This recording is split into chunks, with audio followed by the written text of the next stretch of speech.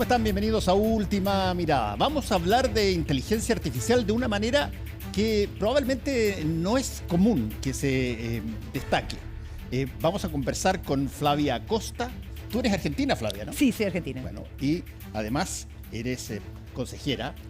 ¿Investigadora? Sí. Investigadora y consejera del Consejo Nacional de Investigaciones Científicas y Técnicas en tu país. Y has escrito un libro que se llama Tecnoceno, que está recién calentito, y que tiene que ver con el impacto, básicamente, ya no para que se discuta a nivel muy sofisticado, sino que para que se abra a que la gente pueda entender cómo le va a cambiar la vida a la inteligencia artificial.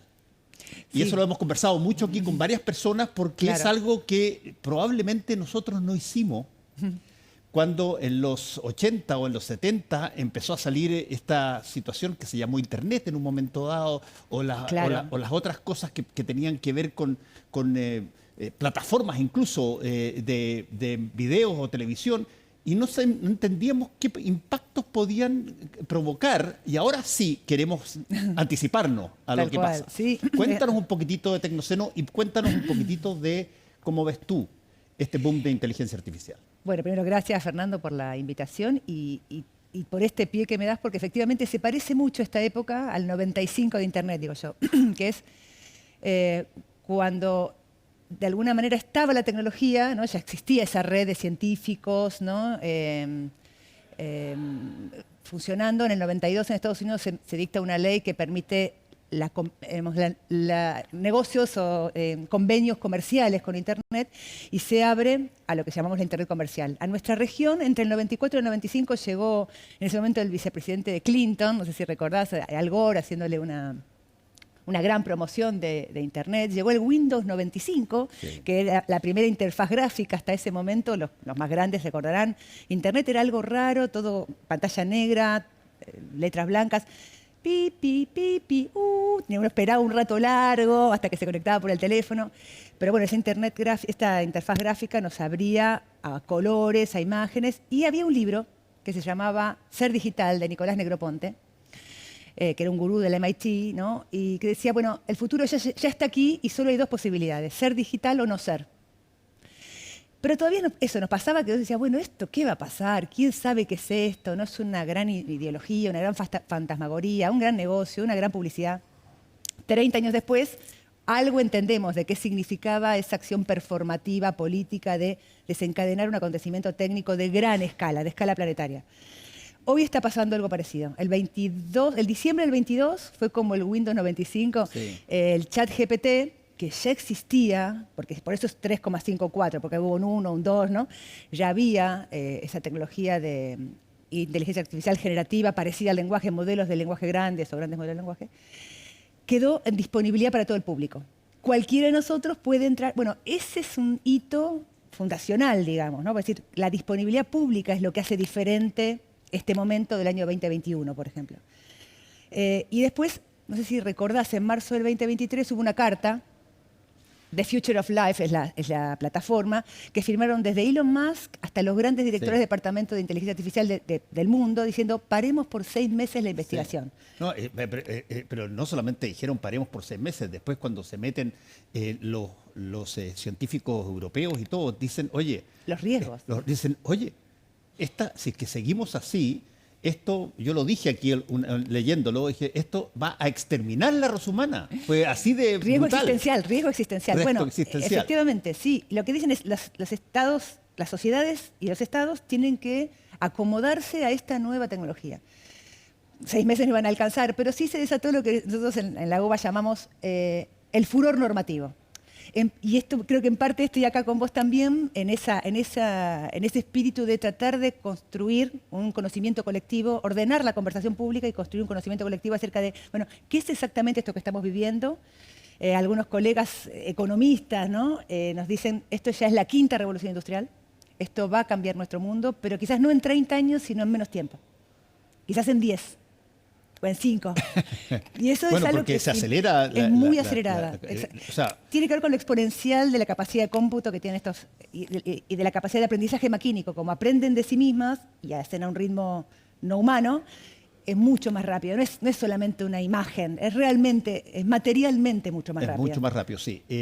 Ahora, hay ciertas cosas, y yo vi en tu libro un fragmento, un parrafito, que me encantó la forma como lo presentaste, que tú dices cosas que normalmente no se dicen respecto de la tecnología, de que cada tecnología inventa sus propios accidentes. Cada tecnología, por ejemplo, qué sé yo, el automóvil, bueno, tú tienes que vivir con sus choques. Exactamente. Y con los resultados de los choques. El tren tiene que vivir con el descarrilamiento del tren en un momento dado que puede pasar. ¿Y cuáles son los accidentes que eventualmente puede traer la inteligencia artificial? Buenísima la pregunta y mira, eso lo decía Paul Virilio, un urbanista y un filósofo de la técnica francés que ya falleció. Decía eso, cuando todo invento técnico nace también con su accidente específico, ¿no?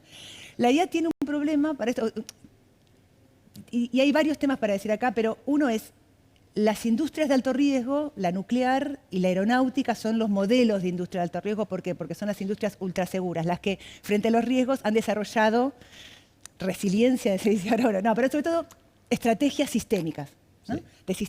O sea, para tirar una bomba nuclear por lo menos tienen que pasar por 5 o 6 personas que la autorizan. Y aparte hay toda una serie de sistemas, más que para la bomba, yo diría para las centrales nucleares que dan energía eléctrica, con la que entonces estuvimos hace 2 semanas con el equipo de nuestra investigación, fuimos a visitar Atucha, que es una central nuclear que está a 100 kilómetros de Buenos Aires.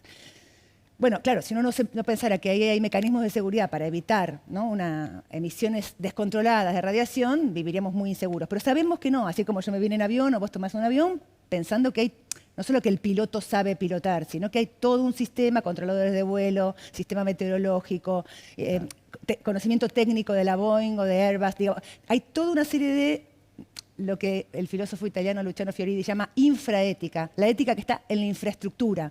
No son cursos de ética, sí, por supuesto eso es fundamental, pero sobre todo esa ética tiene que estar infraestructural, el sistema tiene que ser ético. Te da seguridad de que el objetivo es ir de un punto A a punto otro. B. No vas a evitar el riesgo, porque el riesgo es inevitable, la vida es riesgo, es decir, el riesgo es una medida, el riesgo aceptable. Es decir, bueno, ¿cuándo es un riesgo aceptable? Entonces la industria ultrasegura es un accidente cada 1 millón de operaciones. Bueno, está bien, es un riesgo aceptable, ¿no? Puede haber un accidente, pero es mucho más infrecuente un accidente aéreo que un accidente en la calle. Sí. ¿Qué pasa con la IA? Volviendo ahora a tu pregunta. La IA es una metatecnología, es decir, es la tecnología que no es un sistema técnico como el avión. Es un sistema técnico que opera sobre otros sistemas técnicos. Entonces está la IA para la biología, la IA para las telecomunicaciones, la IA para la política. ¿Qué quiere decir, por ejemplo, en Buenos Aires ya desde el 2017 hay un sistema de IA que redacta los informes de fiscalía, los dictámenes de fiscalía. Y el operador humano que antes los redactaba, ahora los controla. Ese tipo de metatecnología hace que yo no pueda describirte un incidente. Para cada uso hay accidentes específicos. Entonces eso ya te escala también los problemas. Es una tecnología que favorece y automatiza muchísimas de nuestras actividades, pero en cada una de ellas aumenta la imprevisibilidad. Ahora, Flavia, dime una cosa. Perdón, sí. Por si acaso, ustedes han escuchado a la Flavia ya mucho decir IA, por si acaso alguien se pierde, es inteligencia artificial. Sí, tal cual. Flavia, ahora hay ciertas cosas que son interesantes. Por ejemplo, ¿de qué manera la inteligencia artificial hoy día es dejada al uso de la ciudadanía en montones de facetas? ¿Y cuánto la inteligencia artificial debe ser controlada en un grupo más chiquitito o que vigile más? ¿Por qué algo puede ser súper amplio en un momento dado y súper reservado en otro? Ahí yo te diría que hay distintos enfoques para esta pregunta, pero el primero te diría que tiene que ver con las escalas, ¿no? ¿En qué escala opera la IA? Puede tener mayor o menor riesgo. Entonces, una IA que se usa para mejorar, no sé, un láser para metrología, para medir la agrimensura de un terreno o para medir una casa, eso, bueno, es específico, o para un videojuego, una IA para un videojuego, sí. Incluso diría para una película, tenés el tema de los derechos de autor, etcétera, pero en algún sentido está restringido y te diría que el mayor o el principal riesgo ahí es la transparencia. Yo escribo un artículo que yo te diga, bueno, lo escribe Flavia Costa con la IA tal, con de tal prompt. Bueno, con que sea transparente alcanzaría. Hay otros campos de aplicación, por ejemplo, hace esta semana leí algo que se publicó en febrero. Stanford, la Universidad de Stanford, en su departamento de Data Science, de ciencia de datos, acaban de hacer el siguiente investigación, un grupo en realidad multiinstitucional, pero con sede ahí. Y es entrenar en una IA con toda la información genética de todas las especies existentes y algunas ya extinguidas. ¿Esa IA qué puede hacer? Puede a una velocidad enorme procesar la información desde molecular hasta genética de cualquier ser viviente y puede diseñar. Entonces, ahí tenés un riesgo muy distinto al de la transparencia. Empieza a convertirse en Dios ya. Ahí empezamos a crear, diseñar. Y dicen eso, bueno, podemos diseñar lo que hacíamos, lo que se llama biología sintética en los departamentos de biología. Diseñar vida. Uno puede decir, ¿qué es diseñar vida? Bueno, una bacteria que limpia el agua. Eso es un diseño, no existe, pero se hace eso. Ahora, esta escala, si prestaste atención a lo que te acabo de decir, es bastante difícil de entender. Entonces, yo diría que a nivel macro, se están dando una gran batalla geopolítica, por un lado, pero también de tecnopolítica, políticas tecnológicas. La geopolítica, medio que todos la debemos conocer, está en disputa el liderazgo, entre otras cosas tecnológico, entre China y el mundo anglosajón, digamos, ¿no? Estados Unidos, Reino Unido. Y en esa disputa, desde la cumbre de París de febrero de este año, primero el Reino Unido y luego los Estados Unidos hicieron un giro en sus políticas de seguridad. Seguridad en inglés se dice de dos maneras. Perdón, voy a hacer algo largo, pero creo que es interesante que los espectadores lo conozcan, ¿no? Seguridad se dice security, la seguridad ante un delito, y safety, la seguridad de las personas. De las personas, sí. Y también yo diría de la vida democrática, de los valores democráticos. Es decir, que no sea una IA con sesgos raciales o con sesgos ante los inmigrantes, o que sea exclusivamente para las personas que tienen más poder económico. Entonces, hay todos esos valores democráticos que estaban en nuestras instituciones, hay que también trasladarlos a estos grandes conjuntos, ¿no? En este momento entonces está esta lucha geopolítica, y tanto Estados Unidos como el Reino Unido después de febrero hicieron un giro a sus institutos de IA Safety, o sea, seguridad de la IA, los convirtieron en IA Security frente al temor a un ataque, a un ciberataque, por ejemplo, ¿no? Se convirtieron a esos institutos en parte del Ministerio de Defensa. Sí.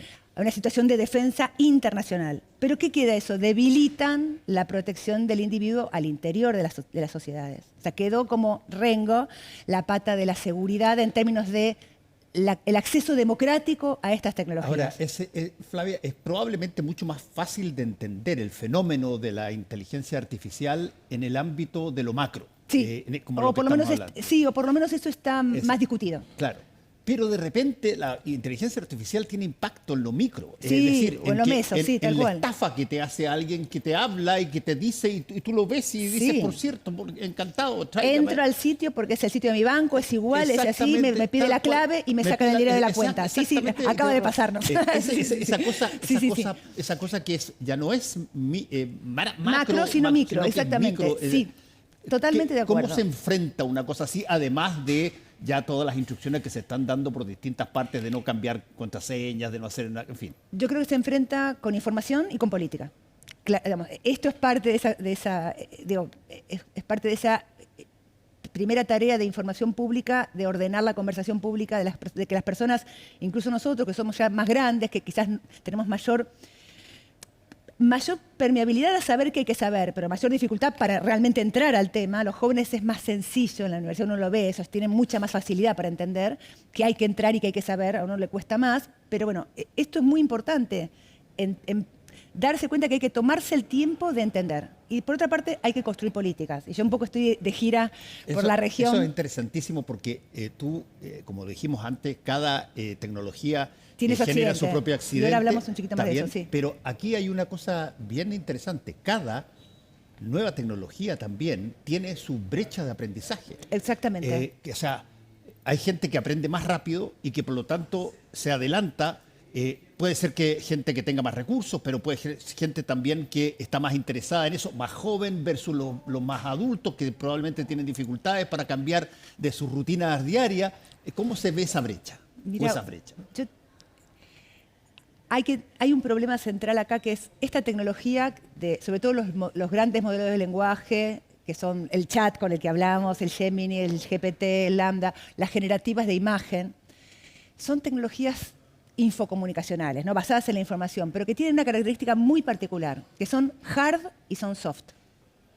Son infraestructura con la que hacemos las cosas, pero trabajan con el sentido de el lenguaje. Imagínate la cantidad de cosas que hacemos con el lenguaje, casi todo. Fierro y información, digamos. Y al mismo tiempo, claro. fierro y sentido. Claro.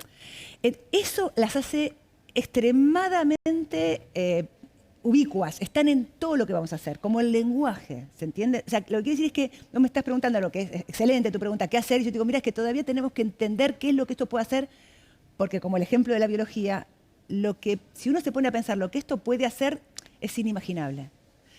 Se parece al lenguaje en el sentido de que uno dice, ¿qué puede hacer el castellano? Y no sabemos lo que puede hacer. El castellano puede hacer. Si creemos que existe la literatura es porque creemos que el castellano puede hacer cosas que todavía no sabemos, digamos, ¿no?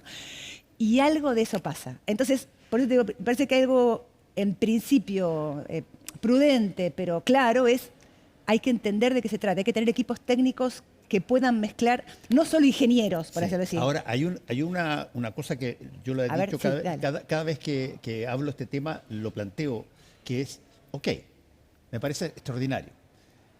Está, y lo dijiste muy bien, esta brecha generacional que se da porque hay muchachos más jóvenes que son más rápidos para entrar y todo. Pero para que esto tenga lo que yo llamo alfabetización digital, para que tenga sentido, tiene que haber gente que sepa educar. Claro. Y eso significa traspasar a todas las instituciones educacionales esto desde ya y no esperar a que algo pase. Y transversalmente. Y eso el apagón, tiene riesgos también, ¿o no? El apagón del otro día en España y en Portugal, ¿te acordás estos días? Unos colegas me decían, lo llamativo era que los jóvenes estaban sin GPS y decían, no sé volver a casa. Sin GPS no sé volver a mi casa.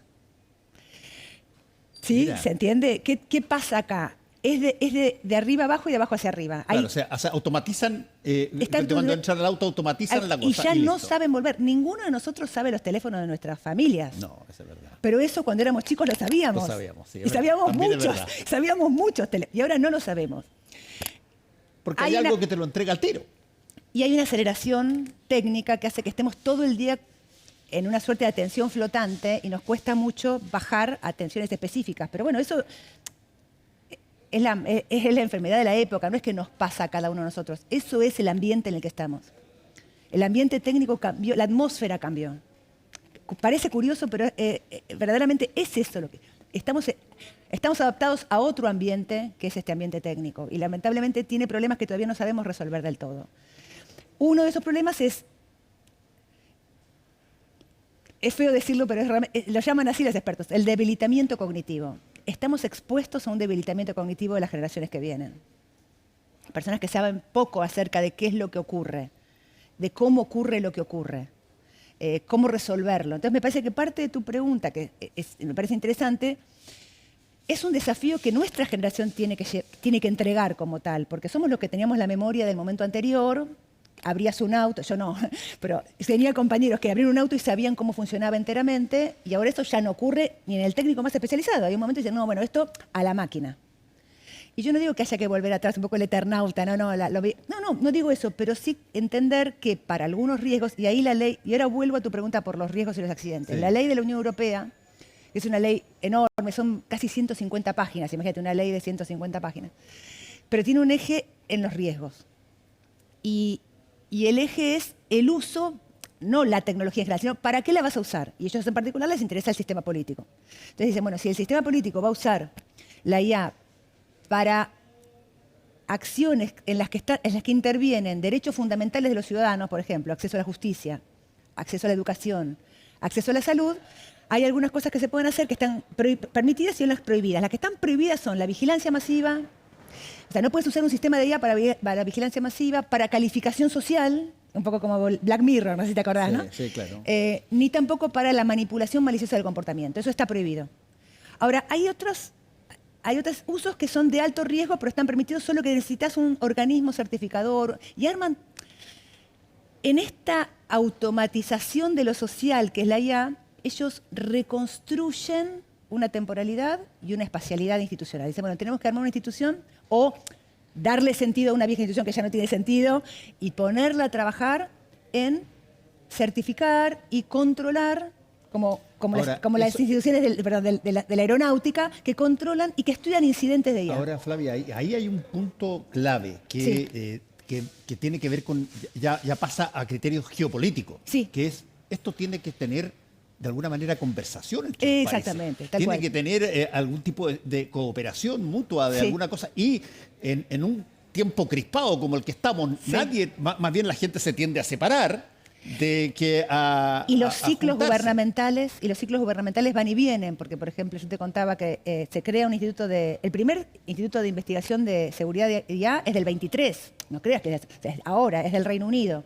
Chile y Brasil fueron parte de la primera cumbre que fue el diciembre del 23.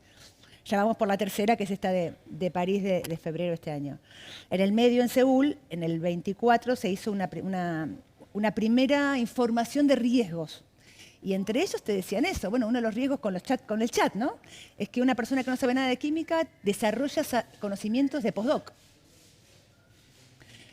Entonces, bueno, se entiende el giro a la seguridad en el sentido del problema del hackeo, el problema de un terrorismo. O sea, se entiende eso porque efectivamente eso está a la orden del día. Pero todos estos problemas que decimos recién, la desinformación, el debilitamiento cognitivo, la desigualdad de acceso, son problemas que quedan subfinanciados, pero que para la población son muy importantes. Sí, ahora, tú ahí tocas un punto que es trascendental y que, insisto en lo anterior, cuando estamos hoy día en un momento donde los grandes líderes más poderosos, más que buscar juntar y coalicionarse, son más bien separarse y medir, Claro. la fuerza, lo claro. que nosotros llamamos un gallito, quién tiene más fuerza. Este tipo de cosas eventualmente puede Sí. ser algo que para el que tú necesites cambiar de frame, diría yo, Sí, así, de claro. cabeza de una frontera a otra. Y te diría dos cosas ahí. Una, lo cíclico, ¿no? Bolsonaro, Lula, Milei, Macri, no sé acá en Chile cómo sería, ¿no? ¿Cómo va a ser el ciclo? Pero me parece que ustedes tienen una cierta estabilidad que hay que ver en los próximos ciclos que va a pasar. Pero Trump, Biden, estos ciclos donde el gobierno cambia y cambia la legislación y es muy rápido ese Nosotros cambio. hemos tenido ciclos como ese. Bien, también. bueno, eso está en este momento acelerado. Pero bueno, para eso estábamos las infraestructuras más lentas, más estables también, que son los técnicos, los científicos. Para eso está el CONICET, para eso estaban o las universidades, que son instituciones más lentas, por supuesto, con estabilidad de ese estamento que está siempre pensando en un tema más allá del gobierno de turno, ¿no? Y bueno, James Vance, el vicepresidente de Estados Unidos, dijo en febrero... Que está pasando algunos problemitas con su propio presidente hoy día. Bueno, pero en febrero dijo, las universidades son nuestro enemigo. Sí. Y en parte lo que está en juego es eso, equipos técnicos que no necesariamente tengan que venir a las universidades, porque también es cierto que hoy muchos de estos saberes no están en la universidad. Están en las corporaciones. Entonces, bueno, quiero decir, no es que solo hago una defensa corporativa, aunque también la hago, por supuesto, pero también soy gremialista acá.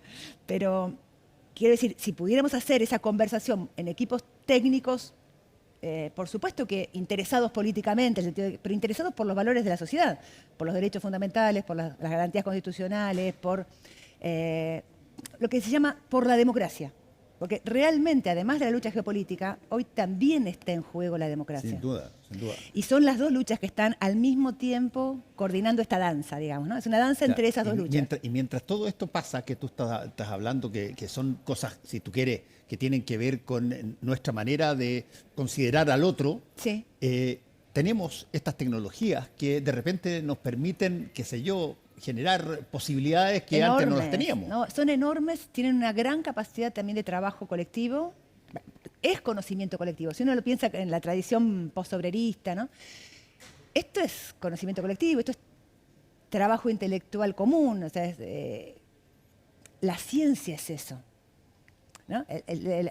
Lo que llamamos para la ciencia o para las artes pasar a derecho público, ¿no? Después de tantos años una obra pasa a derecho público. ¿Qué quiere decir?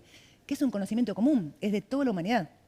Está bien, en este momento puede haber algunas patentes, pero en verdad todo esto que está ocurriendo es conocimiento común.